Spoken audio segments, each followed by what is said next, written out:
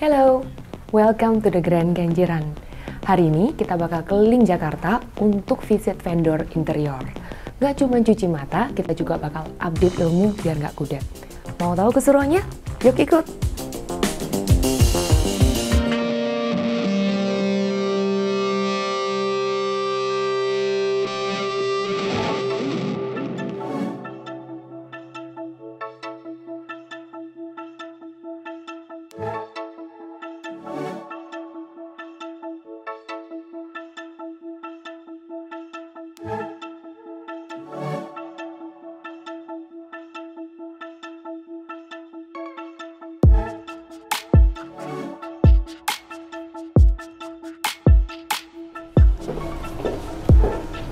Nah, Bu Ivana, ini Pak Yohan sama Bu Stefani. Halo, dari Muka. Yohan. Welcome. Halo, Stefani. Welcome. Chilling. Ayo, silakan duduk yuk di sebelah sana.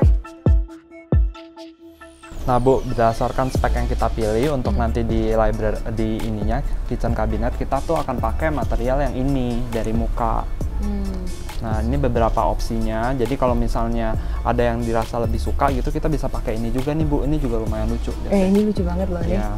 Tapi nggak tahu berani nggak ya Nah, buat pantry? actually, kalau untuk pantry, kalau keseluruhan jangan. Tapi untuk aksen-aksen tuh bagus. Seperti backdoor pantry-nya memakai ini. Oh, Jadi emang color-color yang pop ini jangan di overdo, don't overuse ya. Jadi Make untuk it as an aksen, ya. accent aja. Iya sih. gitu. Cuman ini keren banget loh. Ya Ayun udah. ini keren banget. Ibu boleh bawa pulang ya. Silakan. Tempelin mana gini ya? Aksesoris rumah. Tempel di tas. Ya kan. Jadi ini ya yang Iya, ini boleh. Jadi jangan banyak-banyak, Bu. Bener-bener yang kita highlight ya kitchen pantry-nya aja. Dan ini kan untuk kering, pantry kering. Jadi aman banget betul. Gitu. Ini kena air nggak apa-apa ya? Kan udah pantry. Nggak masalah kalau misalkan karena semua veneer ini kan di coating. Jadi nggak masalah untuk kena air, dan kita untuk pemilihan baking pun bisa memakai yang water resistance dan heat resistance. Jadi harusnya nggak masalah sih untuk pantry.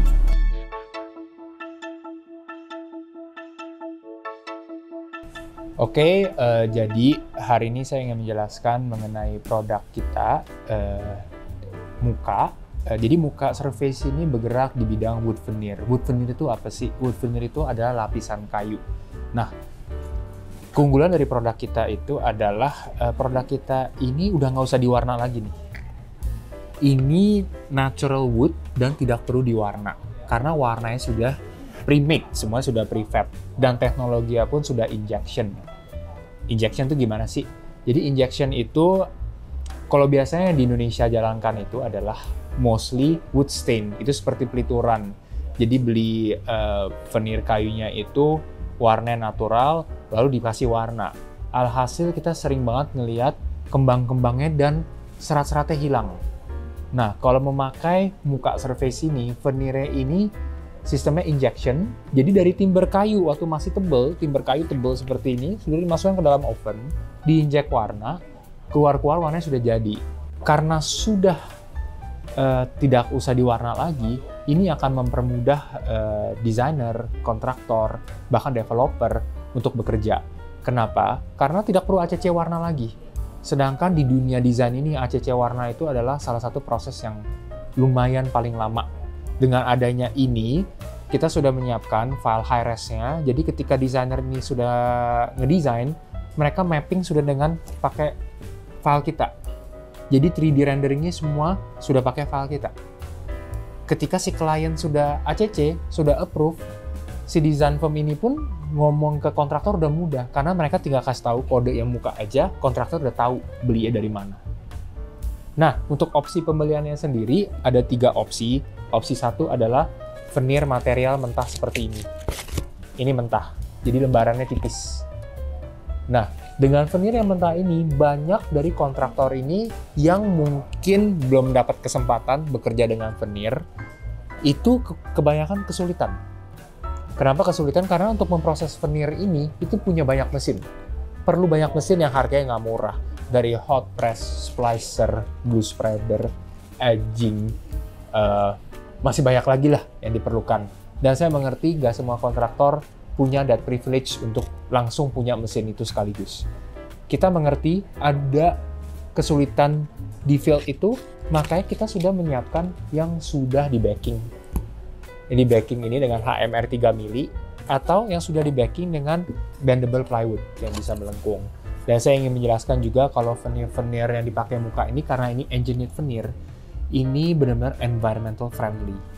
Karena kita memakai pohon-pohon dari yang sustainable forest. Jadi benar-benar pohonnya ini emang ditanam untuk kepentingan konsumsi, dijadikan veneer-veneer seperti ini. Lalu nggak cuma ini bisa di recycle, kalau kita ngomongin veneer ini udah levelnya di compose.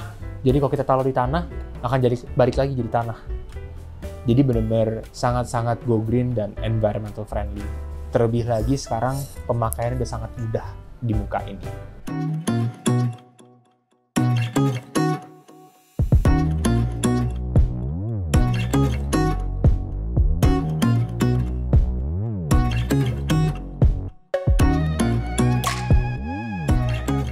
Jadi kita tuh biasanya pakai produk Inlight karena menurut kita warnanya itu terutama yang untuk 3000 ya, itu speknya untuk designer lighting. Jadi lumayan warnanya pas, tidak terlalu kuning ataupun nggak terlalu putih gitu.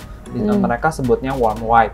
Nah, contohnya seperti ini nih Bu, ya kan? Dan secara kualitas memang mereka sebanding, apalagi untuk produk lokal anak bangsa ya, kualitasnya mereka tuh udah sangat teruji gitu dengan jam terbang Inlight juga yang udah lama ya berdiri dari dulu gitu. Mereka kebetulan baru rebranding dan baru push untuk produk mereka supaya lebih dikenal oleh masyarakat nasional. Untuk detail lebih jauhnya produk-produk Inlight, mungkin kita bisa ngobrol ya langsung sama brand development manajernya dari Inlight itu sendiri. Ada Pak Ferry. Aku kenalin ya Pak Ferry dengan Bu Ivana. Halo Bu Ivana, welcome. Nice ya to Pak. meet you. Halo Pak, thank you. Ya. Welcome ya, udah datang. Terima kasih ke head office kami ya. Udah nggak sabar kita juga nih untuk kerjasamanya dengan Inlight, dengan The Grand Kenjeran ya. Ya, sama-sama Pak.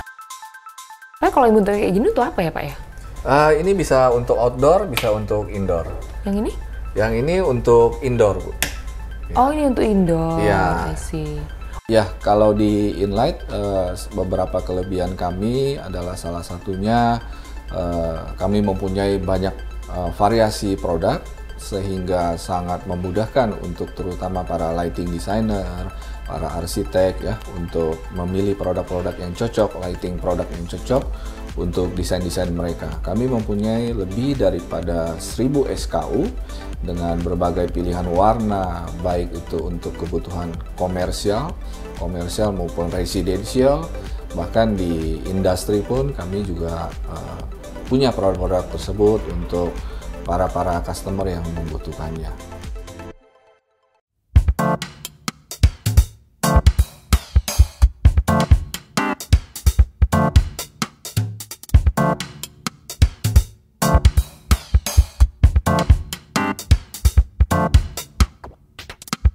Oke, hari ini kita di Artisan Rak sama Lightvolution.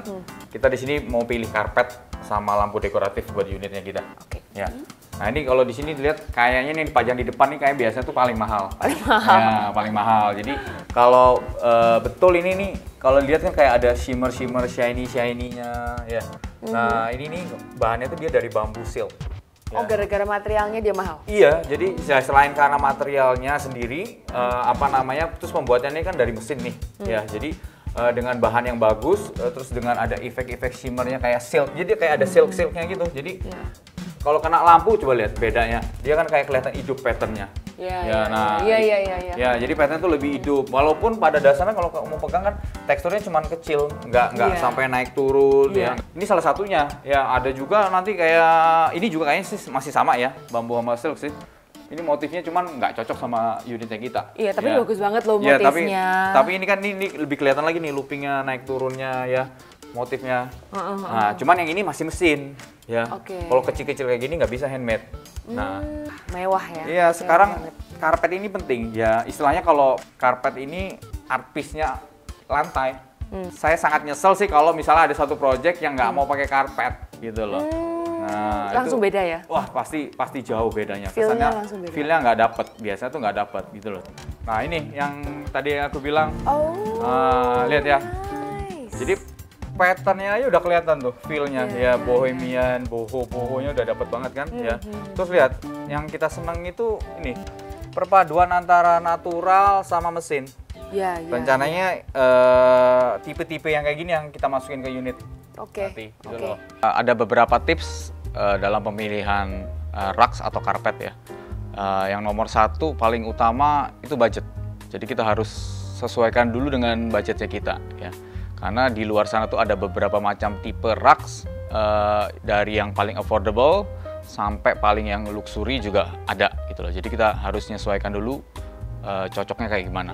Terus yang kedua, dalam memilih rugs jangan lupakan desain style dari ruangan tersebut.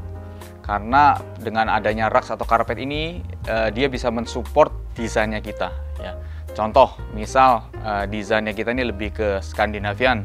Ya pilihlah material-material yang natural ya, seperti jute atau sisal yang terlihat seperti kayak anyaman-anyaman jerami. Nah, itu lebih natural looks, jadi bisa mendukung nuansa Skandinavian. Terus yang ketiga, selain budget, design style, kita juga harus memilih material dari rak tersebut ya. Kenapa kita harus memilih material dari rugs ya? Karena rugs ini kan penempatannya banyak ya. Bisa di ruang publik, bisa di ruang yang lalu lintasnya, trafficnya ini sangat padat ya. Ada juga yang di ruang private seperti bedroom ya. Ada juga di ruang santai ya. Jadi kita harus memilih material yang tepat.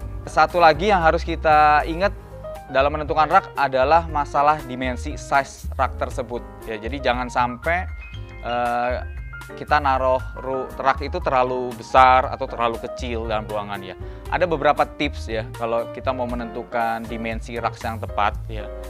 Contohnya kalau ruangannya besar ya, itu sih kita lebih mudah sebenarnya karena kita bisa bermain rak tuh lebih lebar, lebih besar ya, lebih menonjolkan motifnya lebih bagus ya. Semua loose furniture, kaki-kaki meja, side table ya, coffee table itu usahakan masuk ke dalam rak tersebut. Jadi kita masukin keliling semua ke dalam rak tersebut gitu loh. Tapi jangan lupa juga besar bukan berarti terlalu besar sehingga karpet ini atau rak ini nggak bisa bernafas gitu lah. Istilahnya kita harus kasih juga ruangan space yang kosong untuk dia bernafas ya. Itu akan membuat pemasangan rak kita tuh lebih dinamis, lebih bagus daripada ada satu ruangan kita full rak seperti itu ya. Terserah dari konsepnya masing-masing mau dibawa kemana ruangan tersebut. Oke, nah ini sudah sampai di lampu nih ya. Ini ada table lamp ya, ada standing, ini pendant, lampu-lampu gantung ya. Oh, pendant tuh gantung tuh Iya, pendant. iya kita ngomongnya pendant sih gantung. Kalau orang kan taunya chandelier zaman dulu ya. Oh, zaman yang mama, papa itu kan taunya chandelier, model yang heboh-heboh, ada lilin kristal-kristal ya. Masih dipakai nggak sih? Masih tergantung ya, tergantung desainnya. Cuman kalau di unit kita nggak pakai kita ya, karena nggak cocok gitu loh. Jadi lampu ini penting sih, dekoratif ini. Kalau di dunia desain, lampu dekoratif ini buat bentuk ambient ya, mau creating mood gitu loh. Jadi ada table lamp, ada wall lamp kayak begini-gini ya, dia ini wall lamp semua ya. Ini wall lamp nih kebetulan ya. Ada wall lamp, ada sconce ya, kita ngomong sconce itu yang panjang-panjang gede-gede. Kalau misalnya kita punya ruang kantor nih, nah itu berarti totally different. Sama toh, cuman tinggal main dimmer aja. Nah, kalau ada dimmer, misalnya sama-sama warm white, cuman ya kita main dimmer aja ya. Jadi kan kalau pas waktu di office nanti kita pasti tingkat keterangannya tuh lebih tinggi lah daripada di living room gitu. Misal kita nggak pakai dimmer gimana Alex? Nah itu pertanyaannya. Nah nggak apa-apa. Penempatan titik lampu yang di ceiling sama yang di table lamp, yang wall lamp itu harus tepat. Jadi istilah kita ngomong itu namanya task lighting, task light. Jadi ya memang buat writing, buat nulis ya kita harus kasih table lamp yang istilahnya cone-nya tuh lebih terfokus ke mejanya. Nggak perlu loh sekelilingnya terang ya, karena kita kan fokusnya di mejanya kita. Nah itu ya kita ngomong task lighting nanti. Tips dalam mendesain lighting di suatu project, paling penting dalam desain lighting itu nomor satu kita harus memperhatikan color temperature. Color temperature kita biasanya kalau di dunia desain kita ngomongnya dengan satuan Kelvin ya. Jadi ada beberapa kategori ya. Satu ada warm white, soft white, bright white, dan juga yang terakhir ada daylight. Terus yang kedua yang harus kita perhatikan, jangan sekali-sekali nyoba mixing color temperature ya. Ini sering ada di beberapa case, memang ada beberapa owner, klien ya yang pinginnya terbiasa dengan daylight, terbiasa dengan warna bright white, terus juga pingin terlihat lebih warm. Akhirnya satu ruangan itu di mix antara warm white, bright white, soft white ya, dan juga daylight. Itu bukan menjadi lebih baik, tapi menjadi lebih kacau. Terus yang ketiga yang harus kita perhatikan dalam mendesain lighting, jangan lupakan layers in lighting. Apa itu layers in lighting? Ya, dalam mendesain lighting itu kita selalu memperhatikan ada 4 kategori lampu ya, 4 kategori lighting pencahayaan dalam suatu project. Overhead lighting, yaitu general lighting yang biasanya ada di ceiling, di plafon ya. Kita ngomongnya sebagai general lighting. Terus yang kedua, ambient lighting. Ambient lighting ini yang create mood. Ya, jadi ini yang biasanya kita tampilin di lampu-lampu dekoratif. Jadi kita mau mengeluarkan nuansa warmnya, coolnya itu dari ambient lighting.